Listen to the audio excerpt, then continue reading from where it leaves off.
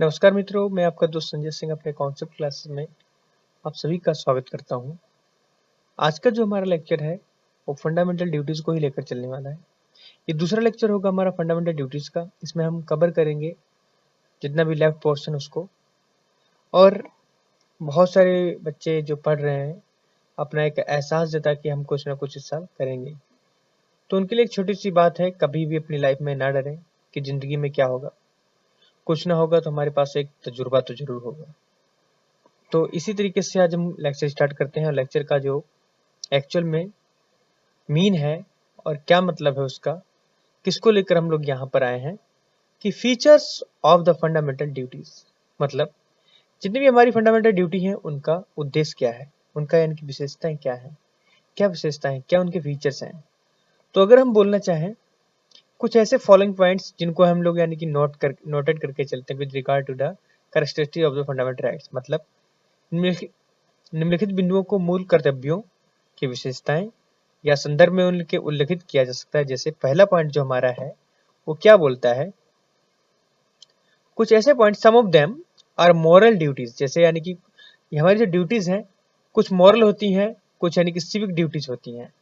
Moral duty का मतलब ये होता है कि नैतिक कर्तव्य, और कुछ ऐसे कर्तव्य होते हैं जिनको हम लोग यानी कि उच्च आदर्श या यानी कि जैसे कुछ यानी कि मैं अगर बोलूँ तो पहला जैसे मैं अगर बोलूँ, कुछ होता है नैतिक कर्तव्य और कुछ होता है राष्ट्रीय कर्तव्य, जिनको हम लोग यानी उच्च आदर्शों के नाम से भी जानते हैं, नागरिक कर्तव्य जिसे बोलते हैं। ठीक है, तो नैतिक कर्तव्य और नागरिक कर्तव्य।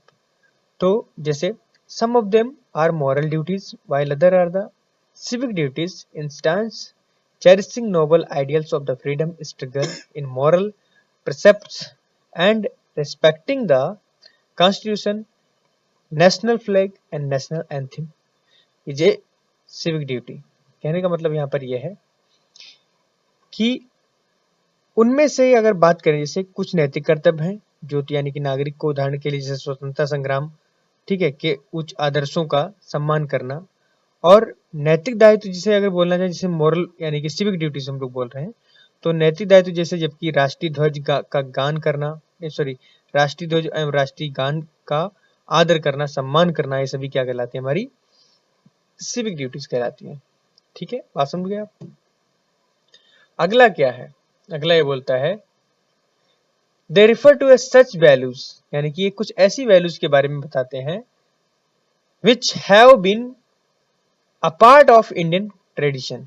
क्या है, किसका पार्ट है कि इंडियन ट्रेडिशन का, जिसमें माइथोलॉजी, ठीक है, religion and practice, in other words अगर दूसरे शब्दों में देखा जाए, ये सभी इसेंशियली कंटेन करके चलते हैं। किसी चीज को कंटेन करना मतलब उसको रख के चलते हैं अपने अंदर, just as a codification of the of task integral to the Indian way of life. कहने का मतलब यहाँ पर यह है कि ये मूल्य भारतीय परंपरा, पौराणिक कथाओं, धर्म एवं पद्धतियों से संबंधित हैं। दूसरे शब्दों में अगर बोला जाए इनको, तो हम ये कह सकते हैं कि ये मूलतः भारतीय जीवन की पद्धति के आंतरिक कर्तव्यों का वर्गीकरण है। ठीक है, अब बात आती है तीसरा पॉइंट। तीसरा पॉइंट क्या कहता है कि unlike some of the fundamental duties, fundamental rights, यानी कि कुछ फंडामेंटल राइट्स को जैसे यानी कि की तरह उनको छोड़कर, विच एक्सटेंड, जो यानी कि बढ़ाए, all the persons whether the citizen, जहां पर यानी कि सिटीजन आर द फॉरेनर्स। कहने का मतलब यहां पर यह है कि फंडामेंटल राइट जो है वो किस किस को दिए गए हैं, हमारे सिटीजन को भी दिए गए हैं और फॉरेनर्स को भी दिए गए हैं। लेकिन अगर बात करें फंडामेंटल ड्यूटीज की, वो खाली किसके लिए हैं, हमारे जो सिटीजन हैं उनके लिए खाली है, ना कि फॉरेनर के लिए। ठीक है, फॉरेनर के लिए नहीं है, ये खाली हमारे सिटीजन के लिए है, सिटीजन के लिए। तो मतलब जितनी भी फंडामेंटल ड्यूटीज है उसको फॉलो कौन करेगा, हमारे सिटीजन फॉलो करेंगे, फॉरेनर करें चाहे ना करें, ये उनकी मर्जी। चौथा पॉइंट क्या कहता है उसको समझे कि लाइक ए डायरेक्टिव प्रिंसिपल, यानी कि जैसे नीति निर्देशक तत्व जो मैंने पढ़ाए थे आपको, उनके ही तरह जो फंडामेंटल ड्यूटीज हैं उनको भी यानी कि जस्टिसेबल मतलब न्यायिक माना गया है, नॉन जस्टिसेबल मतलब गैर न्यायिक माना गया है। ठीक है, तो constitution does not provide for their direct enforcement by the court. कहने का मतलब यहाँ पर यह है कि अगर इनको कोई हनन करता है इन ड्यूटीज को, तो कॉन्स्टिट्यूशन उस पर कोई एक्शन सॉरी सुप्रीम कोर्ट या उस पर कोई कोर्ट एक्शन नहीं लेगा।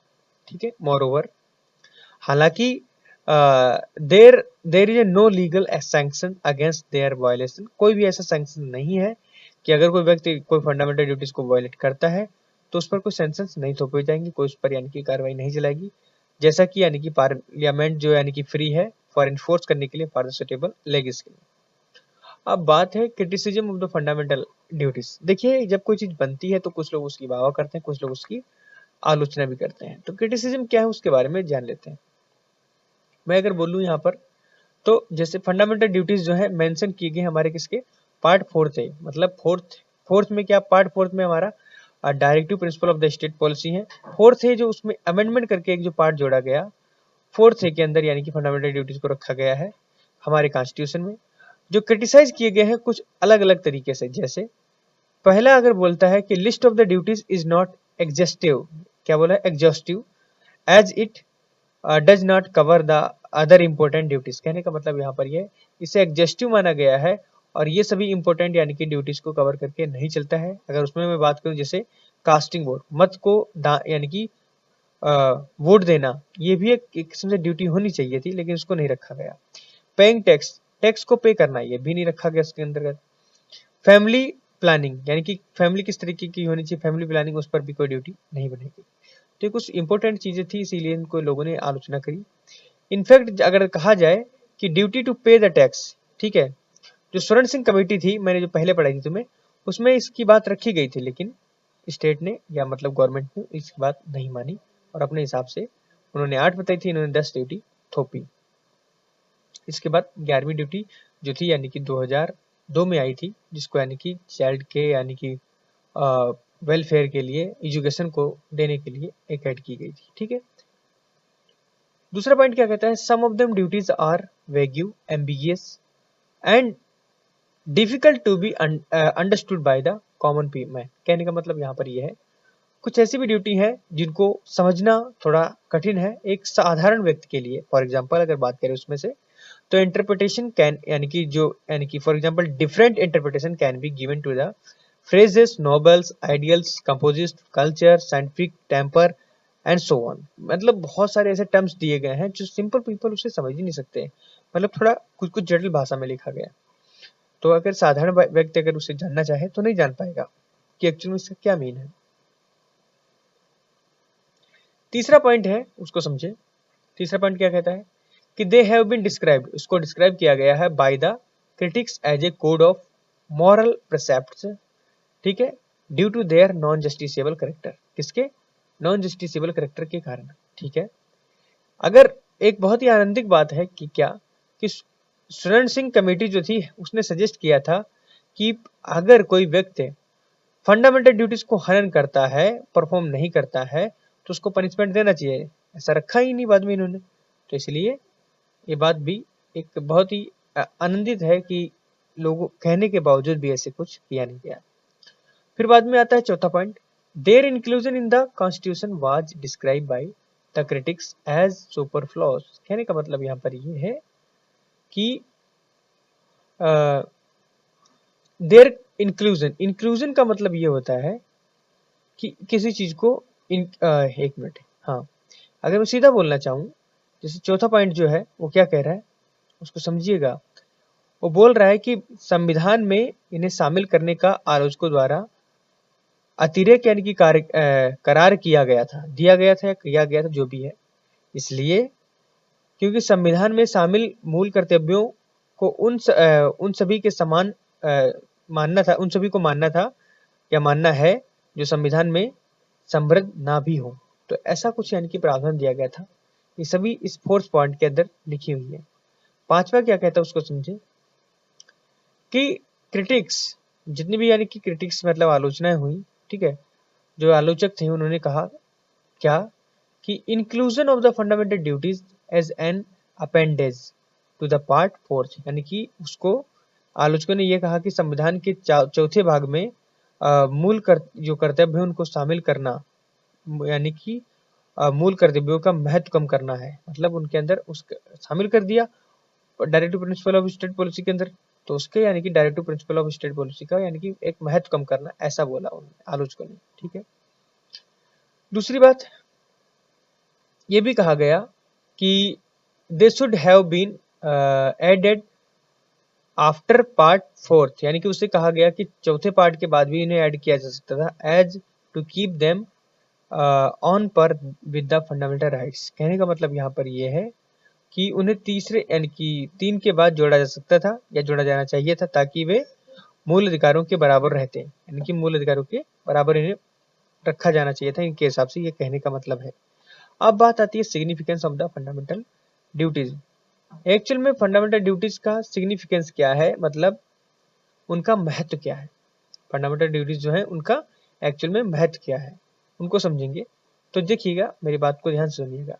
In spite of the criticism, मतलब इतना क्रिटिसिज्म हुआ, अपोज लोगों ने किया फंडामेंटल ड्यूटीज को, considered a significant from the यानी कि फॉलोइंग व्यू पॉइंट्स। कहने का मतलब यहाँ पर ये है, उन्हें कुछ व्यू पॉइंट्स उन्हें यानी कि क्या माना गया, सिग्निफिकेंट तरीके से देखा गया। जैसे पहला पॉइंट है ये कि they serve as a reminder to the citizens that while enjoying their rights, they should also be conscious of duties they owe their country, their society and their fellow citizens। कहने का मतलब यहाँ पर यह है कि अपने अधिकारों का प्रयोग करते वक्त, ठीक है, यह नागरिक को अपने देश के प्रति कर्तव्य की याद दिलाते हैं। ठीक है, नागरिकों को अपने देश के, अपने समाज, अपने साथी नागरिकों के प्रति अपने कर्तव्यों के संबंध में जानकारी रखनी चाहिए, ऐसा कुछ ये फर्स्ट पॉइंट बोलता है।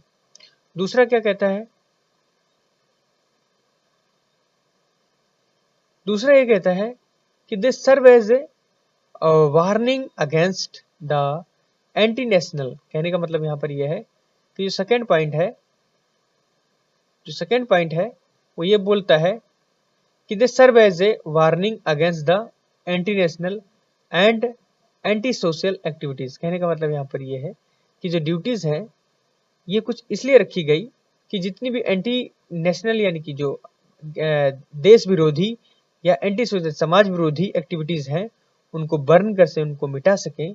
जैसे यानी कि अगर मैं बात करूं, कुछ लोग क्या करते हैं, जैसे यहाँ पर एक एक्टिविटीज में थोड़ा भूल गया, उसको बताना चाहूंगा कि एंटी नेशनल मतलब कुछ ऐसी वार्निंग है कि अगर आप कोई भी देश विरोधी गतिविधि करोगे तो आपको सजा मिलेगी। एंटी सोशल एक्टिविटी जैसे अगर बात करें उसमें बर्निंग ऑफ फ्लैग यानी कि नेशनल फ्लैग, बहुत लोग राष्ट्रीय ध्वज को जला देते हैं। डिस्ट्रॉइंग पब्लिक प्रॉपर्टी मतलब बस यानी कि जैसे मान लो रोडवेज हैं तो उनको यानी कि जला देना। बड़े बड़े यानी कि जो संग्रहालय हैं हमारे पुस्तक के जो सरकारी हैं उनको भी जला देना, उनको ध्वस्त करना, ये सभी चीजों को रोकने के लिए ये एक्चुअल में कर्तव्य जोड़े गए हैं। तो मूल कर्तव्य राष्ट्र विरोधी एवं समाज विरोधी गतिविधियों, जैसे मैं अगर बात करूं राष्ट्र ध्वज को जलाना या सार्वजनिक संपत्ति को नष्ट करने के खिलाफ चेतावनी के रूप में काम करते हैं। पहला दूसरा पॉइंट समझ में आ गया। अब तीसरा क्या कहता है उसको समझो। They serve as a source of the inspiration for the citizen. कहने का मतलब यहाँ पर ये है कि ये कैसे काम करते हैं, एज एक यानी कि इंस्पायर या सोर्स है। किसका सोर्स मतलब एक स्रोत होना, किसका inspiration for the citizen and promote a sense of discipline, एक यानी कि डिसिप्लिन उनके अंतर्गत लाना एंड कमिटमेंट करना अमंग देम अपने आप से कि दे क्रिएट कर सकें यानी कि बना सकें क्या, a feeling that the citizens are not mere scripture but active participants in the realization of the national goals। ठीक है, अब बात आती है they help the court in examining and determining the constitutional validity of a law। कहने का मतलब यहाँ पर यह है कि ये हेल्प करते हैं, ठीक है, कोर्ट्स को इन एग्जाम क्या एग्जामिन करने में, डिटरमाइनिंग करने में and the constitutional validity of the law. ठीक है, कि कोई भी यानी कि कोर्ट के अंतर्गत केस लाया जाएगा तो उसको एग्जामिन किया जाएगा, डिटरमाइन किया जाएगा, उसकी कॉन्स्टिट्यूशनल वैलिडिटी देखी जाएगी। वैलिडिटी का मतलब कि वो वैलिड है या इनवैलिड है, ये सभी देखा जाएगा।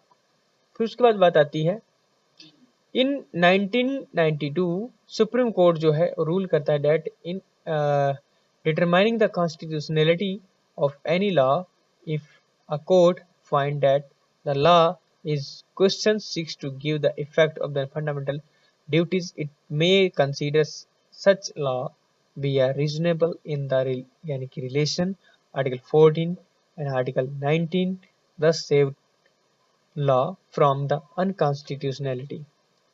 कहने का मतलब यहाँ पर यह है कि मूल कर्तव्य अदालतों को किसी विधि की संवैधानिक वैधता एवं उसके यानी कि अगर परीक्षण के संबंध में सहायता करते हैं। जैसे 1992 में उच्चतम न्यायालय ने व्यवस्था दी कि अदालत को कि व्यवस्था की किसी कानून को संवैधानिक दृष्टि से व्याख्या दी, और यदि कोई अदालत को पता लगे कि मूल कर्तव्यों के संबंध में विधि में प्रश्न उठते हैं तो अनुच्छेद 14 और 19 के संदर्भ में उन्हें मनाया जा सकता है। पांचवा पॉइंट क्या है उसको देखते हैं कि दे इन्फोर्स द लॉ, यानी कि क्या कर सकते हैं कि इन्फोर्स कर सकते हैं लॉ को मूल कर्तव्य विधि द्वारा, ठीक है, और इन्हें लागू भी किया जा सकता है पूर्ण तरीके से या अपूर्ण तरीके से। अब बात आती है कि वर्मा कमेटी के बारे में। आखिरकार वर्मा कमेटी क्या थी और उसकी ऑब्जर्वेशन क्या थी, इसको चाहे तो आप खुद पढ़ सकते हैं, लेकिन मैं कुछ स्लाइड्स कवर कर देता हूँ। जैसे जो वर्मा कमेटी थी ऑन द फंडामेंटल ड्यूटीज के ऊपर, ठीक है, और द सिटीजन्स, जिसने आइडेंटिफाई किया existence of the legal provision, ठीक है, for the implementation of the some of the fundamental duties. उसने कुछ फंडामेंटल ड्यूटीज को इम्प्लीमेंट करना चाहा और उन्होंने मेंशन किया कि ये फंडामेंटल ड्यूटीज होनी चाहिए वर्मा कमेटी के अनुसार। पहली क्या है उसमें से, prevention of insult of the national honours, यानी कि हमें उन चीजों को बचाना चाहिए जहां पर यानी कि हमारे राष्ट्रीय सम्मान का हनन हो रहा हो, मतलब उसकी इंसल्ट हो रही हो, उन्हें प्रिवेंट करना चाहिए जी। और क्या बता रहा है वो कि प्रिवेंट करना चाहिए हमें किसको, डिसरिस्पेक्ट को to the constitution of India को। कहने का मतलब अगर कोई हमारे कॉन्स्टिट्यूशन को डिसरिस्पेक्ट दे रहा है तो उसको प्रिवेंट करके चलना चाहिए, नेशनल फ्लैग को प्रिवेंट करके चलिए, नेशनल एंथम को प्रिवेंट करके चलना चाहिए। Various criminal laws in the force provide for the punishment for the increasing enmity between different sections of the people on ground of the language, race, place of birth, religion and so on। ये सभी चीजें।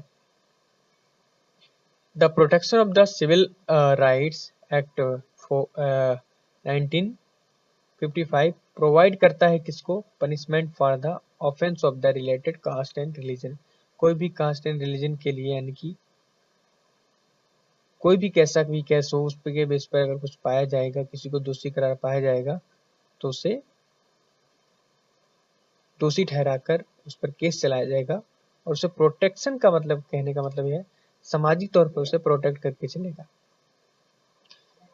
अगला है Indian penal code IPC, जो declare करके चलता है कि क्या कि imputation and the assertion of the prejudicial to the national integration and the punishable offense। यानी कि इंडियन पीनल कोड जो है वो डिक्लेयर करता है imputation, और ये भी कह के चलता है कि assertion of the prejudicial to the national integration उसको ऑफेंस माना जाएगा। बाकी ये 5 पॉइंट जो है अपने आप क्लियर कर लेना, और जहां तक उम्मीद करता हूँ इसके आगे ये 2 पॉइंट बचे हैं, 3 पॉइंट, इनको कवर करके चलेंगे, और इस तरीके से हमारे 9वां चैप्टर जो है कंप्लीट होता है। अगला लेक्चर जो हमारा होगा अमेंडमेंट ऑफ द कॉन्स्टिट्यूशन, उसको लेकर आएंगे। तब तक के लिए जय हिंद।